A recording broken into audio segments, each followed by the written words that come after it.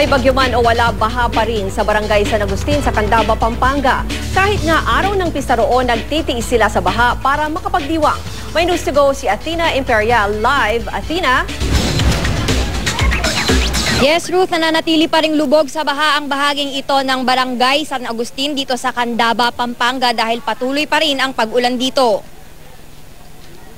Walang magawa ang mga residente kundi lumusong sa baha at gumamit ng bangka para makaalis sa kani-kanilang mga bahay patungong paaralan at opisina.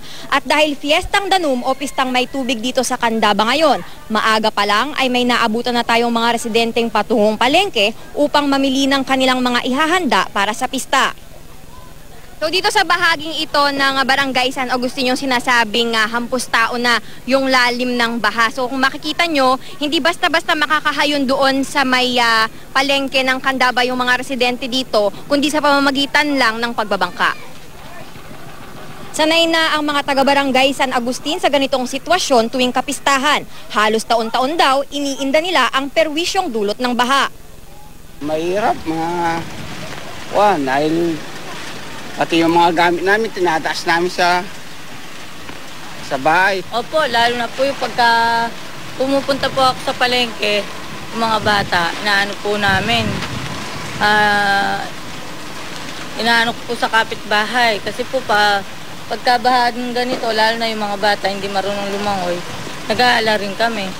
Pagka ganyan na, wala ng klase yung mga bata. Hindi na makapapasok, lubog na lahat. Halos lahat ng mga residente rito nagmamay-ari ng bangka. Kung wala naman, libre silang pinapasakay ng kanilang mga kapitbahay na nakayanang bumili ng bangka. At yan muna ang pinakahuling balita mula rito sa Candaba, Pampanga. Ruth? Athena, napansin ko may mga parang mga banderitas pa dyan, kasi nga piyesta. May mga iba pa ba silang mga activities para ma-celebrate yung kanilang piyesta ngayon? Mamaya nga pagkatapos ng misa ay magkakaroon daw sila ng karera ng bangka dahil malapit nga rito ang SAP. At kung mapapansin nyo, talagang sanay na itong mga residente rito na ganito yung sitwasyon tuwing pista sa kanila.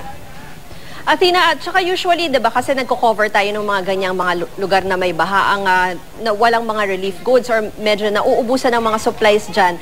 Yung mga tao na nandun lang sa kanilang bahay at hindi makalabas, may mga tulong ba na nakakarating sa kanila? Lalo yan, parang ilang araw na atang baha dyan sa lugar nila. Malaking tulong para sa mga residente dito yung mga kani-kanilang mga bangka. Malapit lang naman din yung palengke rito at sinasabi nga nitong mga residente ngayon na wala pa raw silang natatanggap na relief goods.